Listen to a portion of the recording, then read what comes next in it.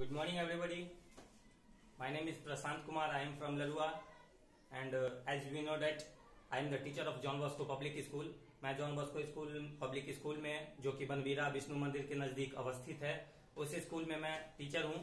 और उस स्कूल में मैं एक साइंस का टीचर हूं और as a post of teacher मैं वहां लगभग 3-4 सालों से काम कर रहा हूं। तो आज सबसे पहले हम पढ़ाई का जो टॉपिक्स है उस पर बात करने के लिए आए हैं। तो पढ़ाई का जो टॉपिक्स है उसमें आज हम सबसे पहले आपका 10th क्लास का जो फर्स्ट चैप्टर है उस पर बात करने के लिए आए हैं। तो फर्स्ट चैप्टर जो है आपका 10th क्लास का, जो कि विज्ञान का चैप्टर है, विज्ञान में भी जो खास करके आपका बायोलॉजी का चैप्टर है, जीव विज्ञान, उसका मैं टीचर हूं और बायोलॉजी टीच करने के लिए आपको यहाँ पे आया हूं। बायोलॉजी का जो आपका पहला चैप्टर है उस चैप्टर का नाम है जैव प्रक्रम यानी कि पोषण। जैव प्रक्रम और पोषण यानी कि जैव प्रक्रम जो होता है उसको हम लोग इंग्लिश में लाइफ प्रोसेस कहते हैं, और लाइफ प्रोसेस और पोषण का जो इंग्लिश है आपका न्यूट्रिशन होता है। तो सबसे पहले आज हम आपको जैव प्रक्रम के बारे में चर्चा करेंगे, फिर हम लोग इससे आगे पोषण है, सेकेंड चैप्टर आपका श्वसन आता है जिसको इंग्लिश में रिस्पायरेशन कहते हैं, थर्ड चैप्टर आपका एक्सक्रीशन आता है यानी कि परिवहन है, एक्सक्रीशन है, सर्कुलेशन है। तो इस चीज के बारे में हम लोग बात करने जा रहे हैं। तो आज का जो आपका पहला चैप्टर है लाइफ प्रोसेस जैव प्रक्रम, इसके बारे में हम बात करने जा रहे हैं।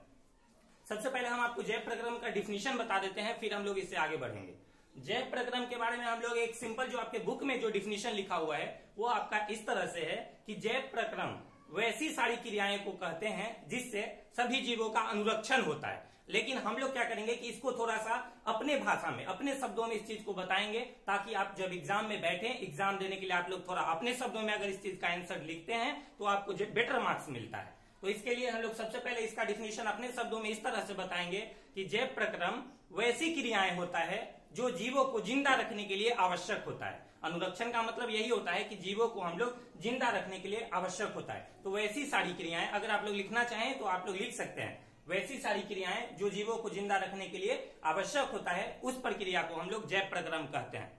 अब इससे आगे आता है कि जैसे हम लोग ले लेते हैं कि जैव प्रक्रम तो आपका हो गया, यानी कि लाइफ प्रोसेस, हम यहाँ पे लिख रहे हैं आपका लाइफ प्रोसेस। इसके अंदर में 2-3 एग्जाम्पल्स आता है, जिस एग्जाम्पल को हम लोग, सबसे पहला जो आपका एग्जाम्पल है उसको हम लोग न्यूट्रिशन कहते हैं, यानी कि इसको हिंदी में पोषण कहते हैं। सेकेंड जो आपका एग्जाम्पल आता है उसे हम लोग रिस्पायरेशन कहते हैं, यानी कि रिस्पायरेशन मतलब होता है श्वसन कहते हैं। श्वसन के बाद आपका आता है परिवहन यानी कि सर्कुलेशन। तो अभी सबसे पहले इस तरह से हम लोग सेकेंड चैप्टर, थर्ड चैप्टर आगे की ओर बढ़ते हुए चले जाएंगे। तो इससे पहले कि सबसे पहले हम लोग आज न्यूट्रिशन के बारे में चर्चा कर लेते हैं। अब सबसे पहले हम लोग पोषण के बारे में चर्चा करेंगे। न्यूट्रिशन का हिंदी पोषण होता है, तो पोषण के बारे में सबसे पहले हम लोग चर्चा करेंगे कि पोषण की परिभाषा क्या होती है, पोषण कितने प्रकार के होते हैं, अब उनके कितने प्रकार के होते हैं। इस तरह से जब हम लोग सेकेंड चैप्टर में फिर आएंगे तो श्वसन के बारे में चर्चा करेंगे। तो सबसे पहले पोषण के बारे में आप लोग को मालूम है कि पोषण किसे कहते हैं।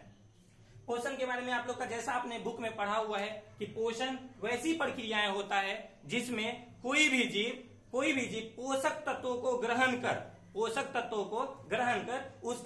उससे जो हमें ऊर्जा प्राप्त हो रहा है उसका उपयोग शरीर की वृद्धि तथा विकास में करते हैं। इसी तरह से हम लोग पोषण का डिफिनेशन बोलेंगे। वैसी प्रक्रिया, पोषण वैसी प्रक्रिया को कहते हैं जिसमें कोई भी जीव पोषक तत्वों को ग्रहण कर उसका उपयोग शरीर की वृद्धि तथा विकास में करते हैं, तो उस प्रक्रिया को हम लोग पोषण कहते हैं। अब यहाँ पे एक इंपॉर्टेंट बात आता है कि पोषक तत्व किसे कहते हैं। जैसे पोषण प्रक्रिया में एक वर्ड, जो इंपॉर्टेंट वर्ड आया है कि पोषक तत्व किसे कहते हैं, तो पोषक तत्व यानी कि इसको हम लोग इंग्लिश में न्यूट्रिएंट कहते हैं। क्या कहते हैं? न्यूट्रिएंट कहते हैं। न्यूट्रिएंट मतलब होता है कि जैसे हम लोग खाना खाते हैं, खाना खाने के दौरान हमें एनर्जी मिलती है, वह एनर्जी कहाँ से आ रही है? तो जो खाना खाने के दौरान हमें प्रोटीन्स मिल रहे हैं, कार्बोहाइड्रेट्स मिल रहे हैं, फैट्स मिल रहे हैं, मिनरल्स मिल रहे हैं, इन सारे 4-5 पदार्थ जो है इन सबको आपस में मिलाकर हम लोग पोषक तत्व कहते हैं, यानी न्यूट्रिएंट कहते हैं। अब ये चारों पांचों पदार्थ जब हम लोग संतुलित मात्रा में ले तो हम उस प्रक्रिया को संतुलित आहार कहेंगे। तो संतुलित आहार मतलब, संतुलित आहार का भी एक शॉर्ट डिफिनेशन आपको जान लेना जरूरी होता है, उसके बाद हम लोग इससे फिर पोषण पे चलेंगे। तो जब हम लोग उचित मात्रा में कार्बोहाइड्रेट ले, प्रोटीन्स ले, फैट्स ले, विटामिन ले, तो जब उसकी मात्रा न तो कम होनी चाहिए और ना ही उसकी मात्रा ज्यादा होनी चाहिए। अगर उसकी मात्रा प्रचुर मात्रा में लेना है, अगर उसकी थोड़ी सी मात्रा हम लोग कम लेते हैं तो उससे भी कई तरह की बीमारी हमारे बॉडी में उत्पन्न होते हैं, और अगर अधिक मात्रा में ले लें तो उससे भी अधिक बीमारी, कई तरह की बीमारी हमारे बॉडी में जो है उत्पन्न होते हैं। तो एक निश्चित मात्रा में लेना है ताकि हमारे बॉडी का जो डेवलपमेंट सही तरीके से हो। तो यही पोषण की प्रक्रिया है कि पोषण वैसी प्रक्रिया को कहते हैं जिसमें कोई भी जीव पोषक तत्वों को ग्रहण कर उसका उपयोग अपने शरीर की वृद्धि तथा विकास में करते हैं, तो उस प्रक्रिया को हम लोग पोषण कहते हैं। तो ये तो हो गया आपका पोषण। अब पोषण से हम लोग थोड़ा सा आगे बढ़ेंगे पोषण के बारे में, कि पोषण जो होता है आपका यह 2 टाइप का होता है। पोषण कितने प्रकार के होते हैं? तो पोषण 2 टाइप्स के होते हैं। सबसे पहला जो आपका पोषण का नाम है उसको कहते हैं हम लोग ऑटोट्रॉफिक, ऑटोट्रॉफिक न्यूट्रिशन बोलते हैं, ऑटोट्रॉफिक न्यूट्रिशन। और सेकेंड जो आपका टॉपिक, सेकेंड जो इसका जो पार्ट है उसको हम लोग हेट्रोट्रॉपिक्स कहते हैं, हेट्रोट्रॉपिक न्यूट्रिशन कहते हैं। यानी कि अब ये दोनों का हिंदी जान लेते हैं कि ऑटोट्रॉफिक न्यूट्रिशन का मतलब होता है स्वपोषी पोषण, हेट्रोट्रॉफिक न्यूट्रिशन का मतलब होता है परपोषी पोषण। अब इन दोनों के बारे में थोड़ा थोड़ा सा हम लोग डिफिनेशन जान लेते हैं, फिर इससे आगे हम लोग बढ़ेंगे। ऑटोट्रॉफिक जो यहाँ पे लिखा हुआ है, ऑटोट्रॉफिक से कहने से थोड़ा सा स्पष्ट हो रहा है। ऑटो मतलब होता है स्वयं यानी कि खुद, और ट्रॉपिक मतलब होता है पोषण यानी कि न्यूट्रिशन। तो कहने का मतलब कि स्वयं पोषण करना। तो स्वयं पोषण कैसे करेंगे? तो ऑटोट्रॉफिक जो न्यूट्रिशन होता है इसका डिफिनेशन अगर हम लोग को बोलना हो तो हम लोग ऐसे बोलेंगे कि स्वपोषी पोषण ऐसी प्रक्रिया होता है जिसमें हरे पेड़ पौधे, इसमें जैसे बहुत ऐसा चैनल आप लोग देखे होंगे, बहुत ऐसा वीडियो जिसमें ये बोला जाता है, टीचर्स ये बोलते हैं कि जिसमें पेड़ पौधे, तो हमें यहाँ पे हरे पेड़ पौधे, ये चीज जो हरे पेड़ पौधे इसको इंक्लूड करना है, यानी इसमें शामिल करना है कि हरे पेड़ पौधे। तो ऐसे वैसा पोषण जिसमें हरे पेड़ पौधे अपना भोजन, उसका संश्लेषण यानी भोजन का संश्लेषण, भोजन का निर्माण खुद व खुद करते हैं, यानी खुद करते हैं, दूसरे के ऊपर डिपेंड नहीं रहते हैं। तो ऐसा पोषण जिसमें हरे पेड़ पौधे अपना भोजन का निर्माण खुद करते हैं, उस पोषण को हम लोग स्वपोषण कहते हैं। तथा ऐसी प्रक्रिया जो हो गया, ये जो स्वपोषण हम लोग बोले हैं यह प्रक्रिया हो गया। और जो पेड़ पौधे, हरे पेड़ पौधे पोषण को बनाएंगे, भोजन को तैयार करेंगे, तो उस पेड़ पौधे को हम लोग स्वपोषी कहते हैं, यानी ऑटोट्रॉप्स कहते हैं। उसको हम लोग क्या कहेंगे? ऑटोट्रॉप्स कहेंगे, यानी ऑटोट्रॉप्स का हिंदी स्वपोषी होता है, स्वपोषी। तो पेड़ पौधे जब भोजन को बनाएंगे तो पेड़ पौधे स्वपोषी कहलाएंगे, और ऐसी प्रक्रिया जिस प्रक्रिया से हरे पेड़ पौधे भोजन बनाएंगे उस प्रक्रिया को हम लोग स्वपोषण कहेंगे। तो ये तो हो गया स्वपोषण की परिभाषा यानी स्वपोषण का डिफिनेशन। और इसका जैसे अगर लिखना हो तो जैसे मान लो हरे पेड़ पौधे लिखेंगे। अब सेकेंड नंबर आता है हेट्रोट्रॉफिक। हेट्रो मतलब होता है पराया यानी दूसरा, और ट्रॉफिक का मतलब जैसा हमने बताया न्यूट्रिशन होता है, यानी कि परपोषी पोषण। अगर हमें बोलना हो तो इसको हिंदी में बोलेंगे परपोषी पोषण। इसका मतलब होता है कि वैसी प्रक्रिया जिसमें कोई भी जीव अपना भोजन खुद ना निर्माण करके, खुद ना बना करके किसी दूसरे पे डिपेंड रहते हैं, भोजन करने के लिए किसी दूसरे पे डिपेंड रहते हैं, तो उस प्रक्रिया को हम लोग परपोषण कहते हैं। और वह जो जीव जो दूसरे के ऊपर डिपेंड रहते हैं उसे परपोषी कहते हैं। उसे अगर इंग्लिश में बोलना हो तो इसको स्वपोषी को ऑटोट्रॉप्स कहते हैं, जबकि परपोषी को हम लोग हेट्रोट्रॉप्स कहते हैं, यानी कि परपोषी कहते हैं, परपोषी कहते हैं। और वैसी प्रक्रिया परपोषण कहलाती है। तो एक बार और हम इस चीज का डेफिनेशन आपको दोबारा रिपीट कर देते हैं, दोनों एक बार और समझ लीजिए, फिर हम लोग इससे आगे बढ़ेंगे। स्वपोषण प्रक्रिया किसे कहेंगे? तो वैसी प्रक्रिया जिसमें हरे पेड़ पौधे अपना भोजन खुद निर्माण करते हैं, उस प्रक्रिया को स्वपोषण कहते हैं, तथा वैसा हरे पेड़ पौधे स्वपोषी कहलाते हैं। अब सेकेंड नंबर में आता है परपोषण। तो वैसी प्रक्रिया जिसमें कोई भी जीव यानी हरे पेड़ पौधे या कोई भी जीव अपना भोजन खुद न निर्माण करके किसी दूसरे के ऊपर डिपेंड रहेंगे भोजन करने के लिए, तो उस प्रक्रिया को हम लोग परपोषण कहेंगे। अब इससे आगे आता है, थोड़ा सा और आगे बढ़ते हैं, परपोषण कितने प्रकार के होते हैं। अब इससे आगे थोड़ा सा और आता है कि परपोषण कितने प्रकार के होते हैं। स्वपोषण, चूंकि स्वपोषण खुद अपना भोजन बनाते हैं हरे पेड़ पौधे, तो इसलिए स्वपोषण के कोई भी टाइप्स नहीं होते हैं। अब इससे आगे आता है हेट्रोट्रॉफिक, यानी कि हेट्रोट्रॉफिक जो है आपका, यह कितने प्रकार के होते हैं। तो ये हेट्रोट्रॉफिक जो है आपका मेनली 3 प्रकार का होता है। मुख्य रूप से हम लोग इसे 3 भागों में बांटते हैं। तीनों का नाम आप लोग पहले से जानते हैं, और नहीं जानते हैं तो एक बार और हम लोग जान लेते हैं कि हेट्रोट्रॉफिक के जो 3 टाइप्स होते हैं। सबसे पहला आपका नाम है मृतजीवी पोषण। मृतजीवी पोषण, इसे हम लोग इंग्लिश में सैप्रोफाइटिक न्यूट्रिशन कहते हैं। क्या कहते हैं, लिख देते हैं हम आपको यहाँ पे, सैप्रोफाइटिक न्यूट्रिशन। सेकेंड नंबर में आता है आपका मृतजीवी, हो गया आपका। सेकेंड नंबर में आएगा परजीवी पोषण। परजीवी पोषण। इसे हम लोग इंग्लिश में कहेंगे पैरासाइटिक न्यूट्रिशन। क्या कहेंगे?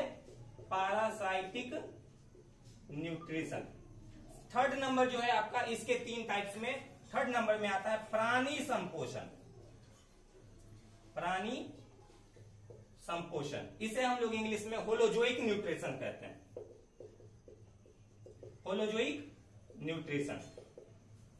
तो कहने का मतलब कि हेटेरोट्रॉफी को 3 भागों में बांटा गया है। पहला का नाम हो गया मृतजीवी पोषण, जिसे इंग्लिश में सैप्रोफाइटिक न्यूट्रिशन कहेंगे। सेकंड नंबर में आता है परजीवी पोषण, जिसे इंग्लिश में पैरासाइटिक न्यूट्रिशन कहेंगे। और थर्ड नंबर में आता है प्राणी संपोषण, यानी कि इसको इंग्लिश में होलोजोइक न्यूट्रिशन कहेंगे। अब तीनों के बारे में थोड़ा थोड़ा सा हम लोग डिटेल्स में जान लेते हैं, तब इससे आगे की जो प्रक्रिया है प्रकाश संश्लेषण, इस पे चलेंगे।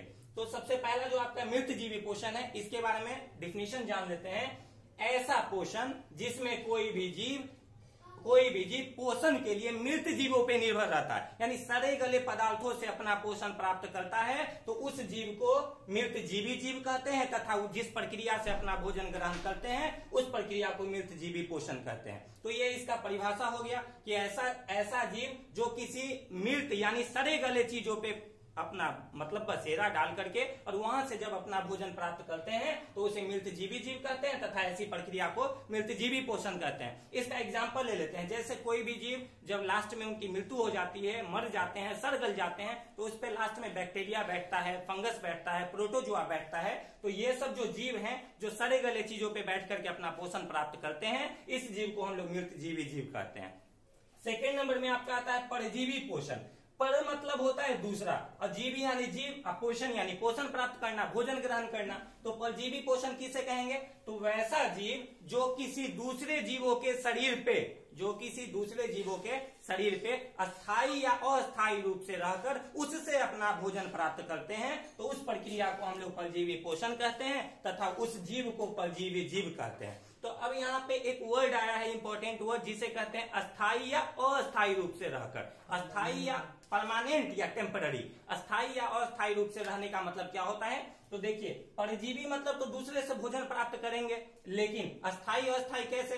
तो जैसे जो जीव हमारे बॉडी पे हमेशा के लिए रह रहा है, परमानेंट रह रहा है, और उसी से हमारे बॉडी से खून चूस करके अपना भोजन प्राप्त कर रहा है, तो उस जीव को परजीवी जीव कहेंगे। तो इसका एग्जाम्पल आपका आता है, जैसे हमारे सर का जो होता है आपका जू होता है, जिसको लीक कहते हैं इंग्लिश में। और अस्थाई, ये तो हो गया कि अस्थाई रूप से। अच्छा, जोंक जो एक एग्जांपल है, जोंक जो कि पानी में जब हम लोग नहाने के लिए जाते हैं तो जोंक जो हमारे बॉडी पे कैप्चर कर लेते हैं, खास करके जो आपका घाव वाला इलाका है उस पर ज्यादा अट्रैक्ट करता है।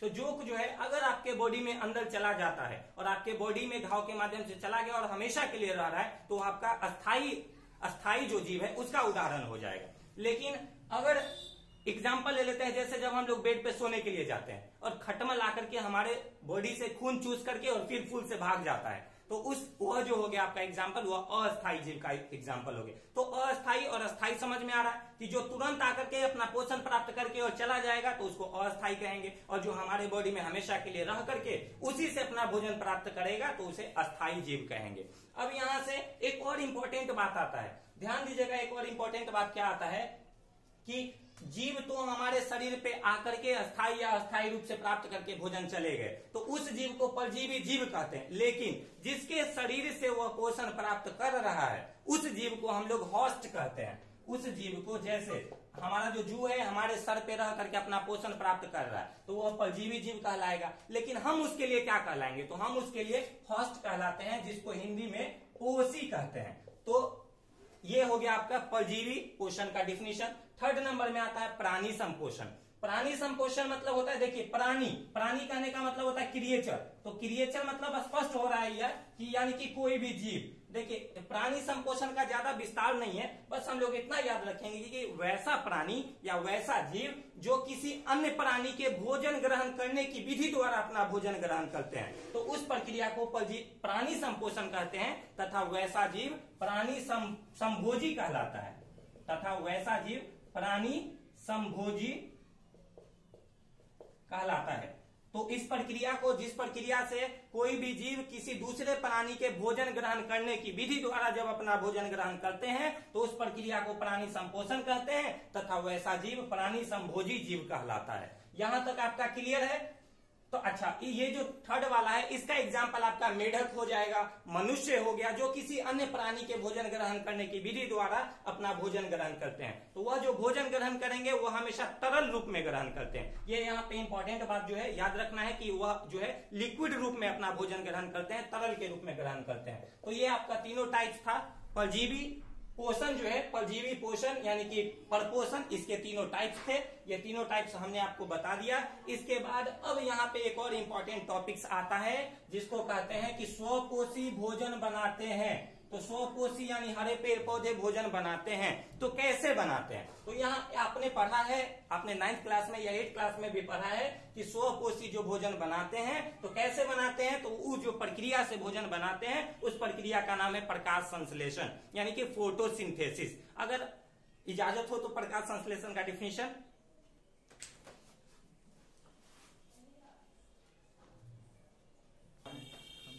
चलिए अब हम लोग इससे आगे जो प्रक्रिया आता है स्वपोषी कैसे अपना भोजन बनाते हैं। तो हरे पेड़ पौधे भोजन बनाएंगे तो जिस प्रक्रिया से भोजन बनाते हैं उस प्रक्रिया का नाम है फोटोसिंथेसिस यानी कि प्रकाश संश्लेषण। तो अब हम लोग प्रकाश संश्लेषण के बारे में अगले वीडियो में चर्चा करेंगे क्योंकि यह वीडियो जो है बहुत अधिक लंबा हो गया है। और तब तक के लिए जय हिंद, जय भारत।